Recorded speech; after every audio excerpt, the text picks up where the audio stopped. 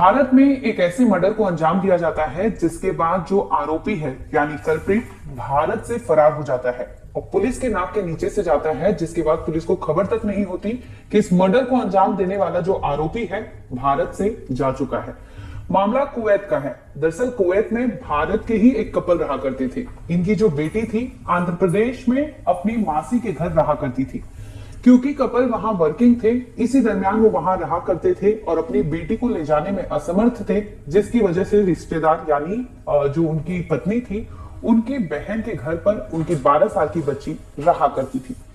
इसी दरमियान उस घर में कुछ ऐसा होता है जिसके बाद अचानक से वो परिवार कहता है कि अब हम आपकी बच्ची को यहाँ पर नहीं रख सकते, तुम्हारी बच्ची का देखरेख हम नहीं कर सकते। अब मां है जो कुवैत से वापस भारत आती है, आंध्र प्रदेश पहुंचती है, जहां पर उसकी बेटी अपनी मौसी और उनके परिवार के साथ रहा करती थी। जब मां वहां पहुंचती है तो 12 साल की बच्ची अपनी मां को लिपटकर रोने लगती है। उसकी आंखों में आंसू देखकर, उसका चेहरा देखकर मां भी सिहर उठती है कि आखिर बच्ची के साथ ऐसा क्या हो गया कि वो इतना रो रही है और कुछ बता नहीं रही है। दूसरी ओर उसके जो परिवार वाले थे वो लगातार कह रहे थे कि तुम अपनी बेटी को यहां से ले जाओ, हम तुम्हारी बेटी को अब नहीं रख सकते। अब मां अपनी बेटी को बुलाती है अपने पास और उससे बहला फुसलाकर पूछती है कि आखिर हुआ क्या है, अचानक से इतनी चीजें बदल क्यों गई। जो लोग तुम्हें प्यार करते थे, इस घर में अच्छे से रखते थे, तुम्हारा देखभाल करते थे, आखिर वो लोग इस कदर क्यों खफा हो गए कि तुम्हें ले जाने की जिद पर आ गए हैं।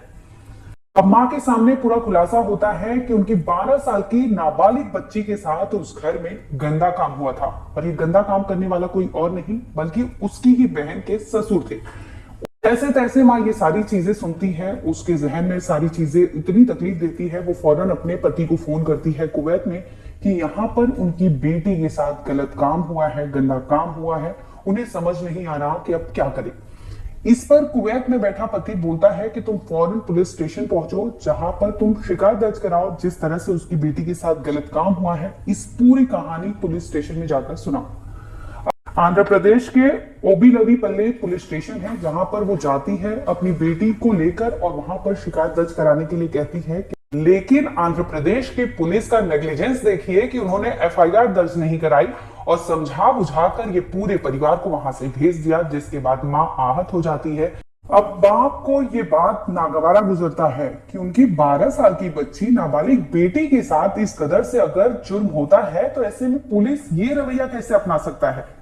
यहां आंध्र प्रदेश पुलिस की नेग्लिजेंस थी, जिन्होंने एफआईआर दर्ज नहीं कराई, समझा के उन्हें छोड़ दिया। बजाय इसके कि आपको एफआईआर दर्ज करानी थी, लड़की का मेडिकल टेस्ट करवाना था, इसके बाद जो आरोपी पे जिसमें उसने आरोप लगाए थे उसका भी मेडिकल कराना चाहिए था, ताकि जो भी सच था वो सामने आना चाहिए था। लेकिन इन्होंने ऐसा कुछ नहीं किया। अब पिता तक बात पहुंचती है। पिता को लगता है कि उनकी बेटी के साथ गलत काम हुआ है, पुलिस ने भी यहां पर गलत ही किया। अब वो डिसाइड करते हैं, बाकायदा कुवैत में बैठकर वो प्लान रचते हैं, प्लानिंग उस 59 साल के शख्स के मर्डर की। वहां से वो बैठे बैठे पूरा प्लान रचते हैं कि कैसे पहुंचेंगे भारत, कैसे वो जाएंगे उसके घर यानी अपनी साली के घर, और वहां पर उनके 59 साल के ससुर का वो क्या करेंगे। ये और मर्डर के प्लान के तहत वो आंध्र प्रदेश पहुंचे, जहां पर उन्होंने उनका कत्ल किया। कत्ल करने के बाद वो वापस दूसरे देश यानी कुवैत पहुंच गए थे, जहां पर उन्होंने कन्फेशन रिकॉर्ड किया और बकायदा यूट्यूब पर अपलोड कर दिया, जिसमें वो बकायदा ये कहते नजर आ रहे हैं कि उन्होंने इस हत्या को अंजाम दिया था और हत्या के पीछे जो मोटिव था, उनकी बेटी को न्याय ना मिलना था, इसी वजह से उन्होंने इतना ठोस कदम उठाया था और खुद के ही हाथों में कानून ले लिया और इसी के तहत उन्होंने 59 साल के उस शख्स का हत्या कर दी।